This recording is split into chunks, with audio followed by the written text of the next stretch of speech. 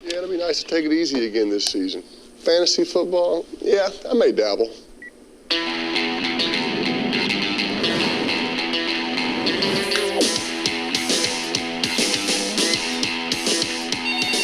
You're on with the commish. I don't have time for this, dog. I'm trying to run a classy operation here. You can't call your team dogs and kisses. I know it's a pun.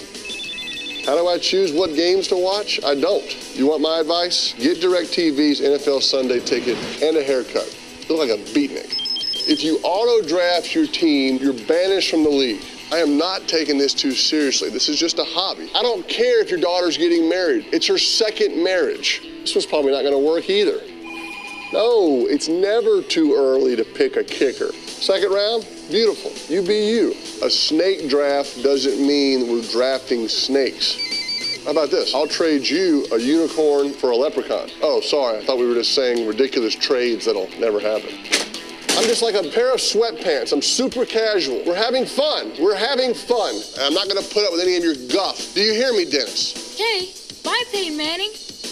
Did you just hang up on me? Did you just hang up on me? Fantasy football, serious business. Seriously great coverage, only with DirecTV's NFL Sunday ticket. Are you ready to quarterback my team, the Terminators?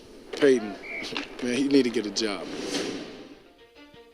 Welcome to week 4. I wish I had some crazy, wild, fun intro or something dazzling and witty, but I don't. It's late Saturday. I'm up against it. I want to get some content out for you guys in the league. I've got a few beers in me, and I'm just going to try to wing it the best I can. Make it fun, entertaining. Probably it won't be all that long.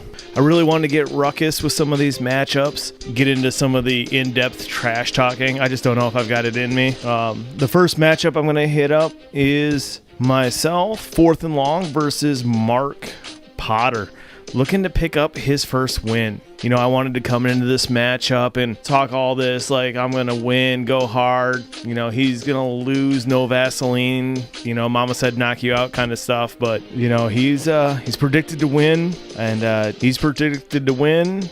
His team looks like he'd definitely pull it out. He's going to break my heart if Diggs has a huge game going against me. Mark already broke my heart a little bit by playing the Packers defense against me. So I don't know how to handle that. You know, I'm disgusted to see a passionate Vikings fan do something like that, but he is also using one of the bright spots in the Vikings offense against me this year. So this should be exciting. I would love to see Mark get his first win, just not against me. But, you know, it's not looking good for the home team right now, being that he did get 16 points because the Green Bay Packers managed to beat up another garbage team. Neither team has a good defense, but yet the Green Bay Packers were able to manage 16 points over the Bears. So that's disappointing. Looks sad. Maybe I'll be able to get all trash talking next week on my matchup. Next, we've got number 8.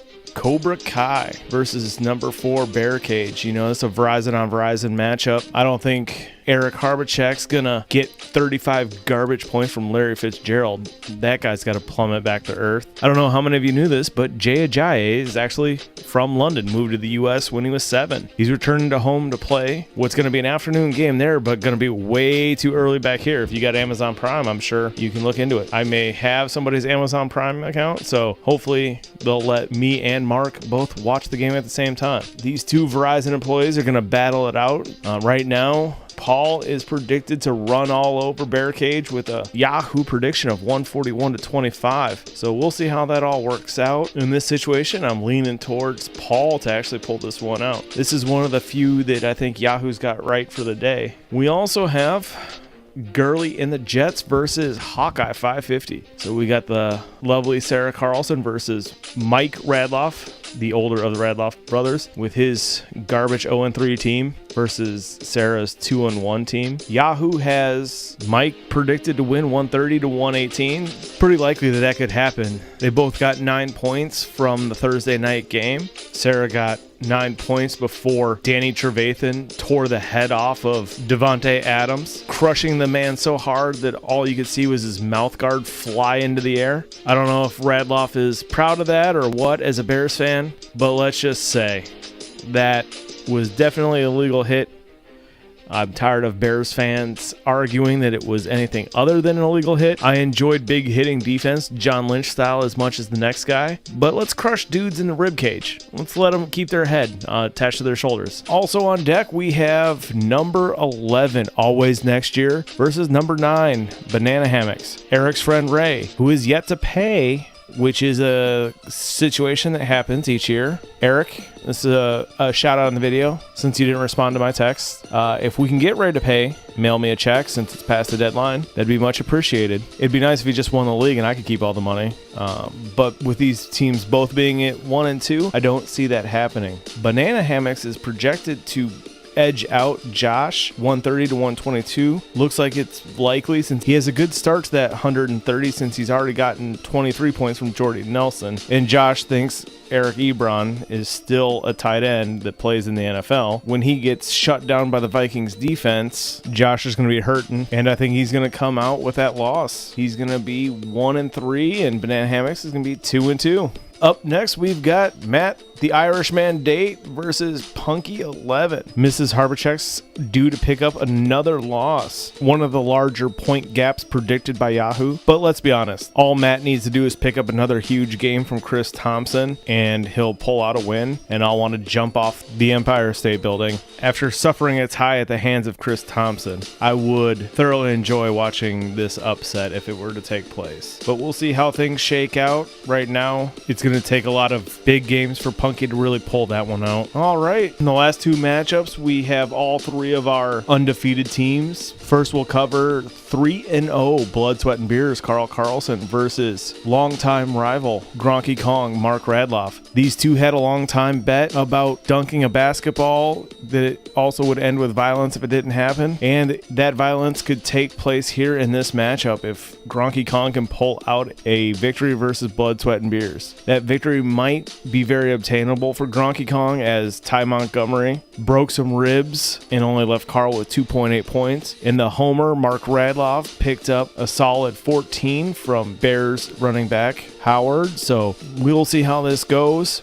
These two have been known for their trash talking, so I wouldn't mind seeing a little of that in the chat. These gentlemen are known to get hopped up on a few beers and let their mouths get going, and also wake up in the morning and not remember any of it. If this goes the wrong way too badly, Gronky Kong could end up duct taped up in the back of Carl's work rape van. Be careful, no windows. And our game of the week, we have Troy Dynasty Palm versus Levi 3-and-out Wilshire. Both teams coming into this matchup undefeated. So we definitely have one of our undefeated teams taking a loss this week, potentially 2 if Carl loses. The craziest thing about this is it's the closest matchup that Yahoo has predicted in our league right now. 124.9 to 124.98 with the edge to 3-and-out. One team already has 20 points. The other one already has 21 points. It's going to be a crazy matchup. Both only using one quarterback. So this is one of the rare one quarterback on one quarterback. And both teams are undefeated and are only using one quarterback. So for any of you that still thought that the only way you could do it is with 2, these gentlemen are pointing out you can really do some damage with only one quarterback. I don't know which one of these gentlemen I'd rather see win more. Anytime I want to root for Troy, then I have to remember he's a Packers fan. That always makes it so hard to root for him. But Levi, a gentleman that I've been out in person with, drank with, had wild nights with, has talked to me less and texted me less than Troy. Even the year Levi won the league, the only time I got a text from him was when I didn't get the payouts right away. So I might have to lean with wanting to see the Packers fan more, as much as that hurts me to say. Maybe this will motivate my friend Levi, who I can barely remember what he looks like anymore, to reach out. It looks like it's going to be another great Sunday of football. A lot of good matchups. This league's moving along nicely. Let's get some trades going. Let's get some stuff moved around. Bye weeks are coming up next week, so people need to really start looking at their lineups, see what's going on, see what they need, who they need. Reach out, network, trade some of these guys, make your team better, make somebody else's team worse. Let's do this. Until then, you'll catch me watching the Vikings-Detroit game. Have a great week. This is your commish. I'm out.